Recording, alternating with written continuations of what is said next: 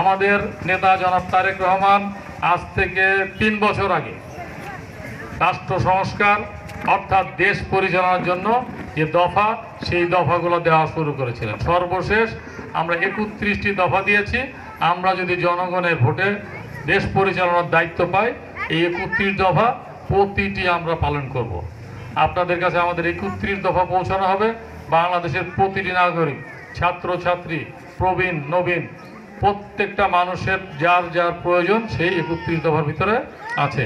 আমাদের নেতা জনাব তারেক রহমান বলেছেন, এই 31 দফার ভিতরে বাংলাদেশের কোনো একজন নাগরিক যদি বলে যে আমার স্বার্থ এটার মধ্যে অন্তর্ভুক্ত করা নাই, তাহলে ওনার স্বার্থটাও অন্তর্ভুক্ত করার জন্য প্রয়োজনে আরও একটি দফা অন্তর্ভুক্ত করা হবে। আমি নবীন, এখানে যারা প্রবীণ, যারা আমার চেয়েও প্রবীণ, তারা তুলনামূলকভাবে সৌভাগ্যবান। কেন?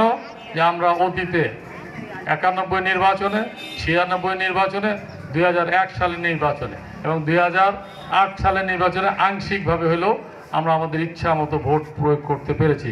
কিন্তু যে তরুণ তরুণীর বয়স আজকে 35 বা তার নিচে, তারা আমাদের চেয়ে অনেক হতভাগা। কারণ তারা আজ পর্যন্ত তাদের নিজের ইচ্ছা মতো ভোট প্রয়োগ করতে পারেন নাই। সেজন্য আমাদের নেতা জনাব তারেক রহমান, আমাদের দল বিএনপি, তার অন্যতম প্রধান স্লোগান হচ্ছে তারুণ্যের প্রথম ভোট ধানের শীষের জন্য হোক। এই কথাটা বলার উদ্দেশ্য হচ্ছে এই, একটু আগে যেটা বললাম, 31 দফার ভিতরে তরুণ, নবীন, প্রবীণ, মা, বোন সবার কথা অন্তর্ভুক্ত করা আছে। আমরা যেটা করি না সেটা হচ্ছে এই, মায়েদের প্রতি, আমার বোনেদের প্রতি, আমার কন্যা সমান এখানে যারা আছেন তাদের প্রতি বলছি, আমরা কোনো মিথ্যা আশ্বাস দেব না। আমরা এমন কোনো কথা বলবো না যেটা আমরা পালন করতে পারবো না। আমরা কোনো টিকিটের কথা বলবো না যেটা আমাদের হাতে নাই। যারা বলে তারা আপনাদেরকে বিভ্রান্ত করার কথা বলে। আরও একটি বিষয় এসছে, অর্থনৈতিক বিষয়।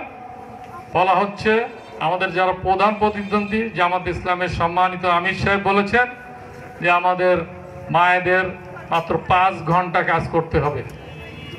দেখেন, এটা একটা অবাস্তব কথা, যেটা মানা সম্ভব হবে না। কেন? একটি প্রতিষ্ঠানে নারী পুরুষ সবাই একসাথে কাজ করবে, নারীরা কাজ করে 5 ঘন্টা, পুরুষরা কাজ করবে 8 ঘন্টা, হবে? তাহলে 5 ঘন্টা কাজ করিয়ে হয় 8 ঘন্টার মজুরি দিতে হবে, যেটা বাস্তবসম্মত না। আর আরেকটা বিষয় হইতে পারে 5 ঘন্টা কাজ করে 5 ঘন্টারই মজুরি পাবেন। তো 5 ঘন্টার মজুরি পেলে কি পেট চলবে? চলবে না। আর একটা বিষয় যেটা আমরা বলি সেটা হচ্ছে এই, নারী পুরুষের যে কাজ করার যে মজুরি সেটা সমান হওয়া উচিত। আমরা সেই লক্ষ্যেই কাজ করব। সেই জন্য আমাদের 31 দফার ভিতরে নারীর ক্ষমতায়নের কথা বলা হয়েছে। 31 দফার ভিতরে ফ্যামিলি কার্ডের কথা বলা হয়েছে। সেই ফ্যামিলি কার্ডের অধিকারী থাকবেন একটি পরিবারের যিনি গৃহকর্ত্রী, অর্থাৎ আমার মায়েরা, বোনেরা, তার অধীনে 4 জনের রাষ্ট্রীয় সুযোগ সুবিধাগুলো দেওয়া হবে। আমরা স্বাস্থ্য ব্যবস্থার উন্নয়নের কথা বলি, আমরা কৃষি ব্যবস্থার উন্নয়নের কথা বলি, আমরা শিক্ষা ব্যবস্থার উন্নয়নের কথা বলি। আমরা এগুলো বলি কারণ অতীতে আমরা এগুলা করে দেখিয়েছি যে আমাদের দল দেশ পরিচালনার দায়িত্ব পেলে এটা করা সম্ভব। ভাইরা, সর্বশেষ সাংবিধানিক একটা কথা বলে আমার বক্তব্য শেষ করছি। দীর্ঘ দিনের আমাদের সংগ্রামের ফসল গতকাল অন্তর্বর্তীকালীন সরকারের প্রধান ডক্টর ইউনূস বলেছেন যে প্রতি 5 বছর পর পর তত্ত্বাবধায়ক সরকারের অধীনে নির্বাচন হবে, যাতে করে আমি, আপনি, আমরা সবাই মিলে আমাদের নিজের ইচ্ছা মতো ভোট প্রয়োগ করতে পারি। কোনো স্বৈরাচার বাংলাদেশে যেন আবার নতুন করে আসতে না পারে, সেই জন্য বলা হয়েছে একই ব্যক্তি একাধিক্রমে 2 বারের বেশি প্রধানমন্ত্রী হতে পারবেন না। কারণ একই ব্যক্তি বারবার ক্ষমতায় আসলে স্বৈরাচার ভর করে, আর স্বৈরাচার যখন ভর করে তখন তিনি নিজেকে সর্বময় ক্ষমতার অধিকারী মনে করেন। জনগণের যে ক্ষমতা সেটা উনি ভুলে যান। সেটাও সংবিধান সংশোধন করে সন্নিবেশিত করা হবে, যেটা আমাদের 31 দফার অংশ।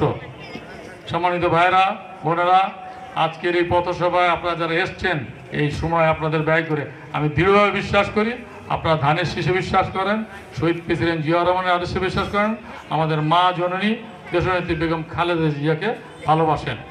আজকের এই 1 নম্বর এবং 2 নম্বর ওয়ার্ডে যত মানুষ, আমরা কখনোই আশা করি নাই যে সব মানুষ আজকে এখানে আসবে। এখানে 200, 300, 500 মানুষ আছেন।